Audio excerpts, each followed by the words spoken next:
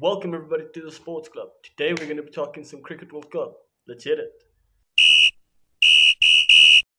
So the very first game of the 2024 Cricket World Cup was USA versus Canada. And I mean, apparently USA knows how to play cricket or something because honestly I'm lost for words. They've just had such a good performance.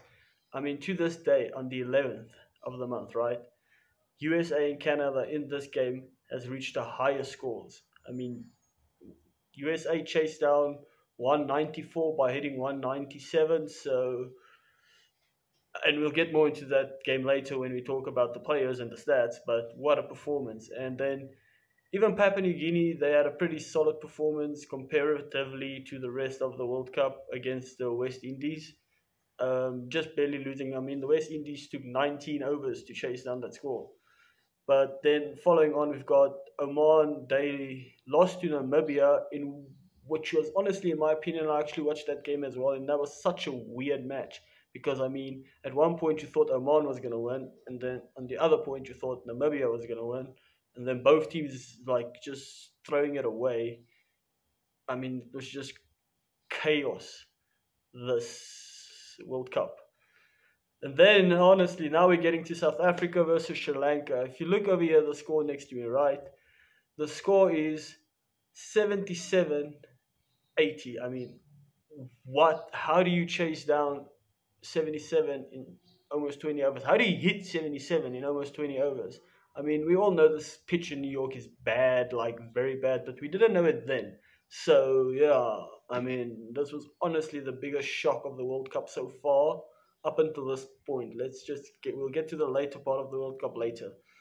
But getting on with things, we've got Afghanistan. They kind of, destroyed the Ugandans. I mean, there's not much to say about that. But we'll also get to Uganda on a later part because honestly, they're not going to, in my opinion, they're not the biggest disappointment of this World Cup. And then let's see, England versus Scotland. That game unfortunately got rained out, but Scotland was looking pretty strong, in the 10 innings that they were batting. And I think they could have maybe given England a go, but yeah, I mean, 90 runs in 10 overs is for no loss, by the way. That's like unheard of so far in this World Cup. Well done to Scotland, but I feel this is hurting England more in the long run because this is a win for Scotland, no doubt about it, because most likely England would have lost. But like I said, I still think Scotland would have stood a chance.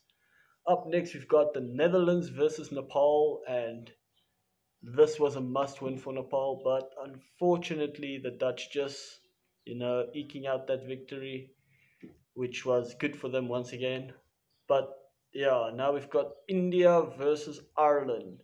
And honestly, I feel this India were looking strong this year, like over here. They actually had a pretty good score. I mean, they chased down 96. I mean, what do you expect? India did that in 12 overs. I mean, it's India, let's be honest. Let's be real right now, right? We'll be real. For once in my life. Let's get on to the next one. Papua New Guinea versus Uganda. And now this is where I want to say, congratulations, Uganda. I mean, for a team who nobody even expected to be at this T20 World Cup, who beat Zimbabwe to get here, first of all, to take a win at this tournament, no matter what happens from here on forward. Papua New Guinea, I mean, Uganda took a win at the World Cup, and they even beat Papua New Guinea, which honestly, in my opinion, is an upset. I don't know if anybody would agree or disagree, but yeah, let's get on with things. Australia versus Oman, and what's there to say about that game? I mean, Australia looked pretty good. Oman were never going to chase down 164 against Australia. It just isn't like what we would expect from them. But now we get to the point of the World Cup where nobody expected. If you don't adjust your screen, what you're seeing is right. This is not edited images. USA beat Pakistan, which is something I never thought I'd say or see in my entire life in the world of cricket. Like, that's like mind-blowing, totally unheard of stuff. Congratulations, US. It went over to a super over again, and America just dominated. Even if you would say before the super over, I would say America looked better because they lost less wickets. they only lost 3 wickets. Once again, those openers really just carrying the US, and we'll get to that later when we check out the stats once again. But for now, we continue with the results as Scotland beat Namibia, which was a pretty good result for Scotland. And unfortunately, Namibia, what can we say? I mean, this was also a must win. Like every game, let's be honest, is a must win for Namibia because they're just a team we didn't expect to get through. But with the draw against Scotland drawing England, I feel this helped Scotland. So everything is a must win for Namibia at this point. But now we've got Ireland versus Canada up next. And once again, I'd consider this an upset as the Canadians beat the Irish.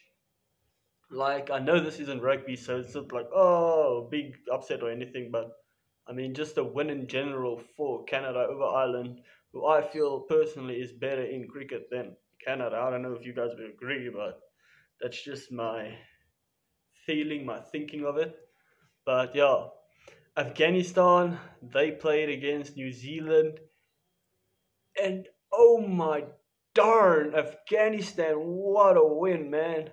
They just destroyed, like totally demolished the New Zealand. After hitting 159 runs, New Zealand could only, hit 75. They lost by 84 runs. 84 runs. I mean, I'm lost for words. Like I said, this World Cup has given us a bunch of huge shocks. But once again, let's proceed onwards and upwards. Afghanistan, they've been looking dangerous. They might be one of the teams to be one of the favorites at this point. Them and America, can you believe it? But let's continue as Bangladesh would finally play their first game of the World Cup. And they would take a victory as Sri Lanka would once again fall short by 2 wickets and 1 over. So, yeah, what can we say? Unfortunately, that might be it for Sri Lanka at this point. They could still theoretically make it through, but it's going to be difficult as Bangladesh, will have a much easier route to the final from here onwards. But once again, we continue as England would play Australia, and that match would be won by, believe it or not, Australia by 36 runs. As now Australia would finally topple that American and Canadian score, as they would finally be the first team to reach 200 runs in one innings, which in my opinion we should have gotten a long time ago. England hitting 165 and losing in this World Cup is a shame because that's a big score for this World Cup comparatively. But yeah, it is what it is. I mean, we've had a good World Cup. It's been interesting, but the games just has been very low scoring, which I feel affects, everyone and just affects the vibe and the emotion. But at least the games were close, so we got that. Speaking of close games, this one really wasn't. Uganda versus the West Indies. Uganda hitting only 39 runs, which, if I'm correct, might be tied for the lowest World Cup score ever, or it could be the lowest. I'm not 100% sure, but I think it's tied. It's definitely the biggest loss, as they lost by 135 runs, or 134 runs. It's actually not the biggest loss of this World Cup, but yeah. And then the final 3 games so far, up to this point, we had India beat Pakistan in a thrilling game. And then, once again, now it's going to be difficult for Pakistan as well, because 2 losses already. It's now must win, and hoping US loses at least 2 games. So, it's going to be difficult for them. They have to hope India, which is probably going to beat the US.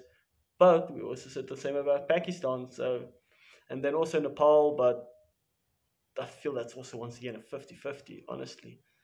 No, wait, we're playing Nepal. They have to play Ireland. Sorry about that. Anyway, up next we've got Oman versus Scotland. Oman falling short to the Scottish. And then finally last night's thriller, Bangladesh versus South Africa. I mean, what's there to say? David Miller, you won that game all by yourself. Insert catch here. That is a metre away from finishing the... What's there to say, honestly? But let's quickly just run through the top bowlers, I mean, if you look at top bowlers, you've got Faruqi up here, Nokia, Khan, Bumrah, and Hussain. Those guys are your top bowlers, I guess, on average. But I mean, you see a trend with some of these guys like Faruqi, Hussain, Nokia, and Khan as the best bowling figures. I mean, Bartman is also up here, but once again, most wickets, the same trend of people that you expect by now. You've got Faruqi, Nokia, Hussain, Khan, and I guess another Khan. But yeah, these guys has been shining bright. Like a lot of people, I mean, like look at Bartman, he's been shining as well, brilliantly. But these guys are your top wicket takers and everybody. But now let's get to the real stars of this World Cup, the batsmen. If you look here, Aaron Jones, 94, highest score in the war in a single inning so far. I mean, then you've got the three guys from Afghanistan and Marcus over there, but those guys would be expected. But Aaron Jones, what a World Cup he's having. He's really putting his name out there. If we look at the most runs in the entire World Cup, once again, Jones and Ghost, the American boys representing the States, even though I know Ghost isn't like an American, but he's representing the States up there. I mean, Jones is just 26 runs away from being the guy with the most runs in this entire World Cup, as most teams have played 2 games. If not, everybody has played, no. Most have played 2, some have played 3.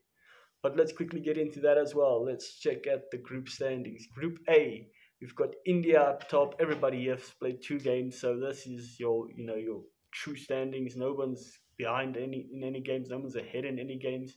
These are your true standings. And it is India, USA, Canada, Pakistan, and Ireland. So Pakistan, like I said, really getting themselves into trouble now. No points so far this World Cup. That's what I'm saying. They've really got a uphill battle to climb. If we look at Group B, we've got Scotland leading it, but once again, they've played 3 games, even though they've technically only played 2 games because 1 was abandoned. But anyway, they've got 3 games behind the back. So they're leading, and Australia is in second. So at this moment, it's looking like it's going to be Scotland and Australia in the round of 16 or the Super 8s. I don't know. We'll have to see.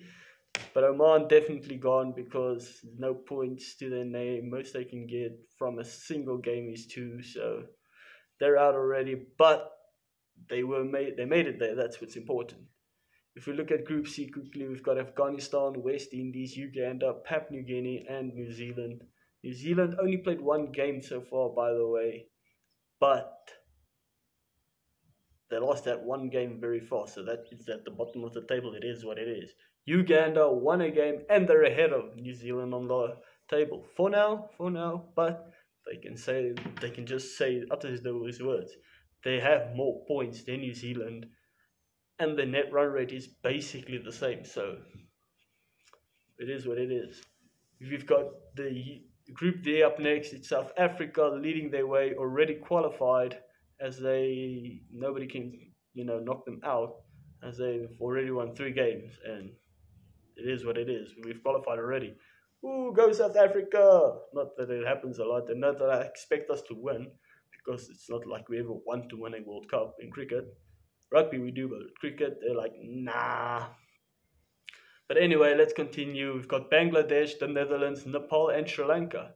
So I hope everybody enjoyed this video. And yeah, that's just a little update for the Cricket World Cup. See you guys in the next one. Bye.